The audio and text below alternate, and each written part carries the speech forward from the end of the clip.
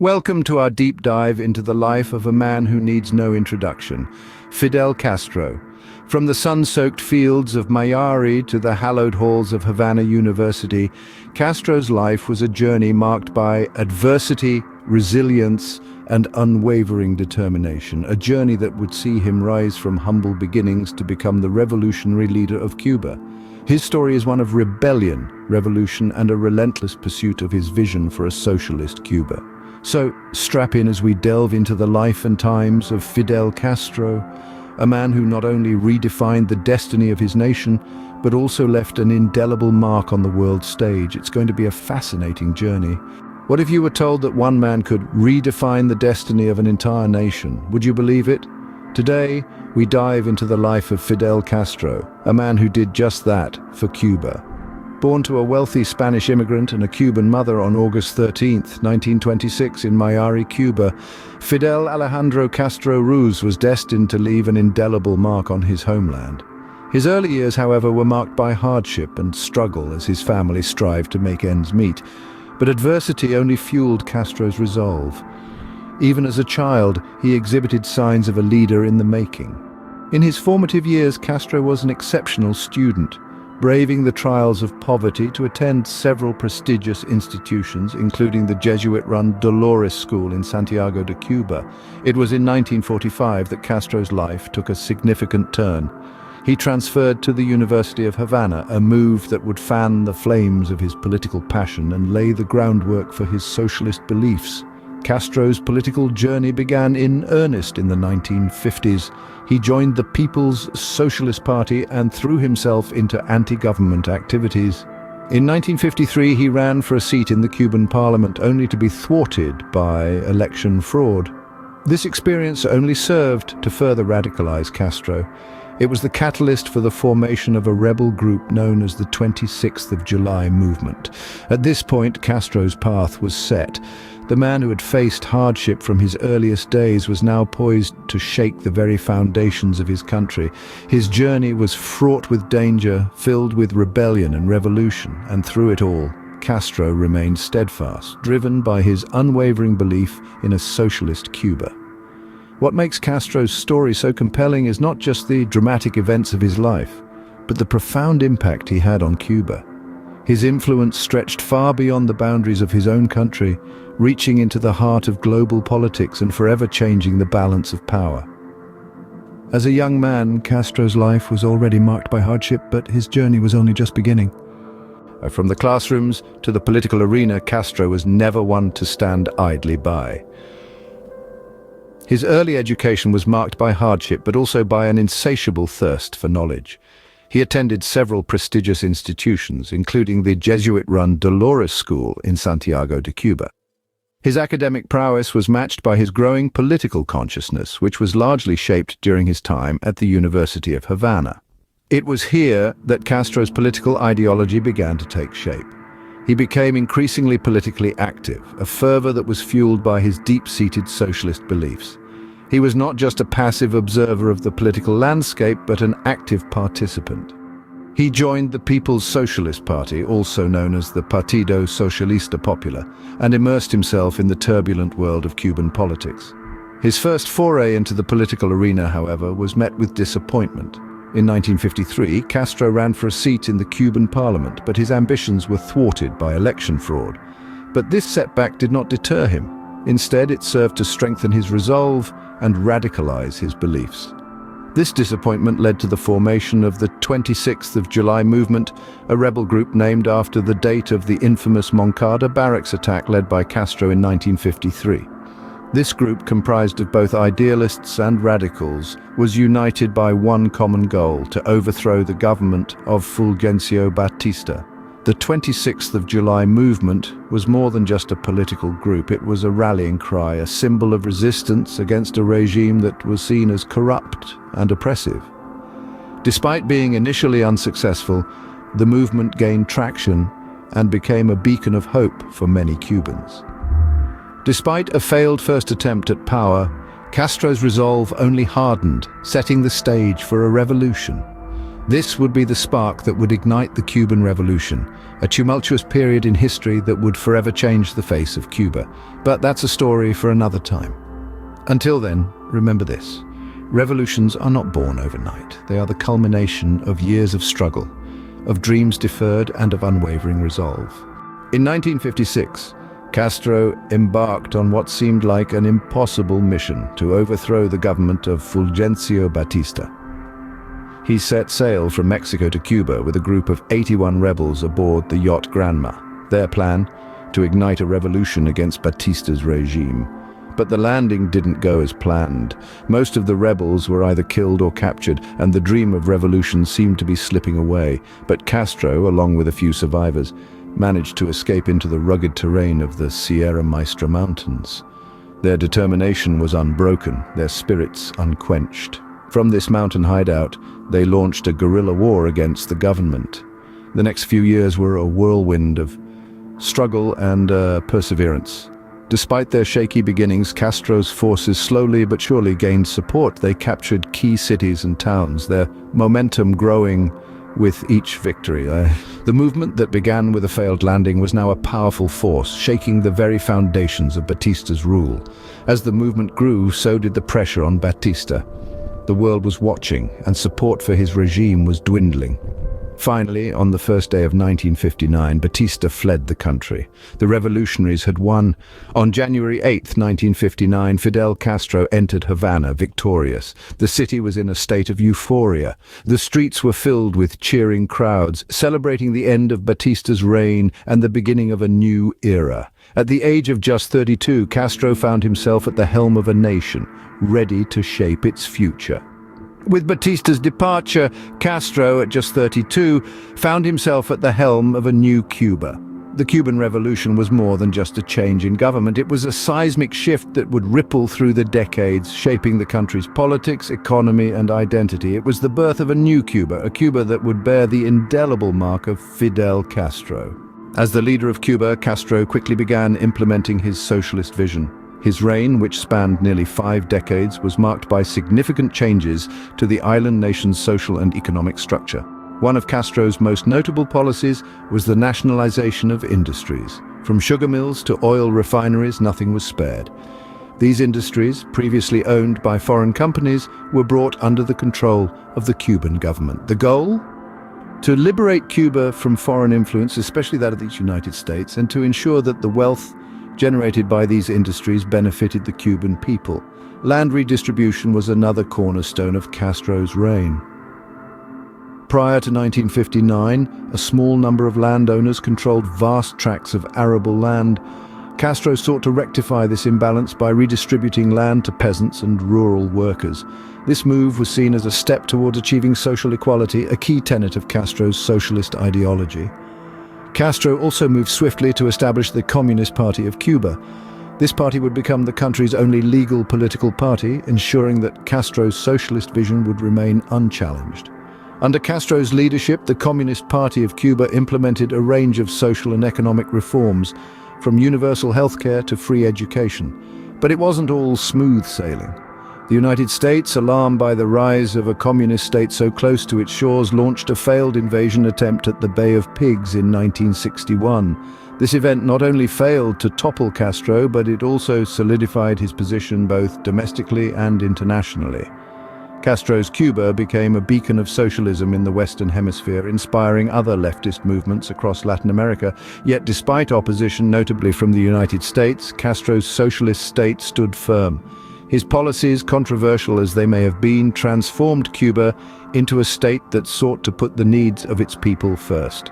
This commitment to social equality and national independence would continue to define Cuba long after Castro's reign. Despite opposition, notably from the United States, Castro's socialist state stood firm. In the global chessboard of Cold War politics, Castro made a decisive move, a move that would shape the future of Cuba and its place in the world. As the 1960s dawned, Castro declared Cuba a socialist state, a proclamation that signified the country's alignment with the Soviet Union and its departure from the sphere of American influence. Cuba's alignment with the Eastern Bloc was not a sudden shift, but rather a strategic and ideological decision. Castro, a staunch Marxist-Leninist, saw in the Soviet Union a model for his own vision of Cuba. This shift in allegiance was not only political, but also economical. The Soviet Union became Cuba's primary trading partner, providing the island nation with the much-needed economic support in the face of a crippling American embargo. But this alliance was not without its consequences. The Cuban Missile Crisis of 1962 brought the world to the brink of nuclear war. Soviet missiles stationed on Cuban soil became a flashpoint in the Cold War, a stark symbol of the tensions between East and West. Yet, despite the crisis, the bond between Cuba and the Soviet Union only strengthened. In 1965, Castro visited Moscow, a trip that further solidified Cuba's place within the Eastern Bloc. There, he signed several agreements with Premier Nikita Khrushchev, signaling Cuba's commitment to the socialist cause. These agreements ranged from military cooperation to economic aid, deepening the ties between the two nations. The alignment with the Soviet Union had a profound impact on Cuba's domestic policies as well. Castro's government nationalized industries, redistributed land, and implemented a centrally planned economy mirroring the Soviet model. Despite criticism and controversy, these policies were part of Castro's vision for a socialist Cuba. From a young student to a world leader, Fidel Castro's life was a testament to his unwavering belief in his vision for Cuba. His alignment with the Eastern Bloc was not just a strategic move in the Cold War chessboard, but a reflection of his deep-seated ideological convictions. Fidel Castro's journey was marked by struggle, perseverance, and revolutionary fervor. From the humble beginnings of his youth to the pinnacle of power, his life was a testament to the power of conviction and the potency of ideology. Castro's rule, spanning almost 5 decades, saw Cuba transform from a playground for the wealthy and corrupt to a beacon of socialism in the Western Hemisphere. His policies revolutionized the economic landscape, nationalizing industries and land to peasants. Politically, Castro's Cuba was a stalwart ally of the Soviet Union, a key player in the Eastern Bloc during the Cold War era. Socially, his government prioritized education and healthcare, leading to significant advancements in these fields. Like him or loathe him, there's no denying that Castro's impact on Cuba was monumental. Fidel Castro, a man who left an indelible imprint on the pages of Cuba's history. This figure is synonymous with Cuba's history, carving out a legacy that is as contentious as it is enduring. A leader lauded for championing the oppressed and demonized for his alleged human rights violations. Views about him are polarized, yet his influence on history is undeniable. Today we delve into the life, leadership, and legacy of Fidel Castro. Fidel Alejandro Castro Ruz was born on August 13, 1926, in Biran, a small town in eastern Cuba. His parents were sugar plantation owners, and from them, young Fidel inherited a fiery spirit and a keen sense of social justice. Fidel's early education was at a boarding school in Santiago de Cuba, where he excelled not only in academics but also in sports. His political awakening happened during his time at the University of Havana, where he studied law. Here, he became involved in political activism and was influenced by Marxist ideologies. In the early 50s, Castro was a vocal critic of the corruption and social inequality under the government of President Fulgencio Batista. His opposition culminated in a failed armed attack on the Moncada barracks in 1953. This event marked the beginning of his revolutionary journey.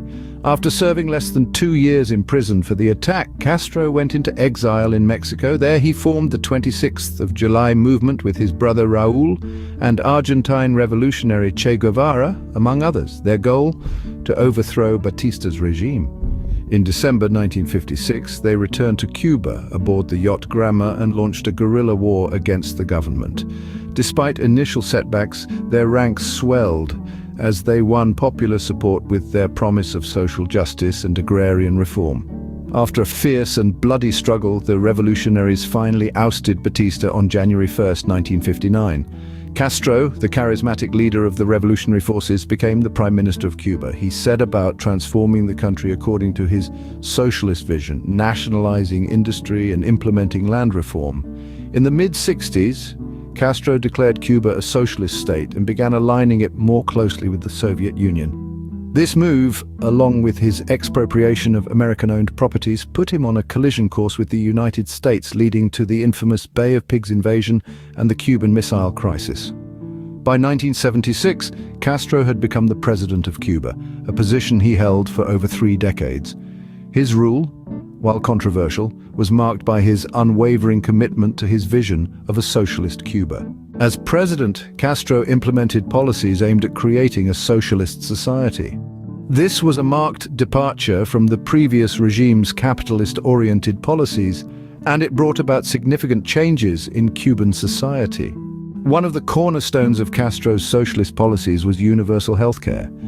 He believed that healthcare was a fundamental human right, and he sought to provide free, high-quality medical care to all Cubans. Today, Cuba's healthcare system is often hailed as one of the best in the world, with life expectancy rates comparable to those in developed countries. Education was another area where Castro's policies had a profound impact. He made education a top priority, establishing a system of free, compulsory education from primary school to university.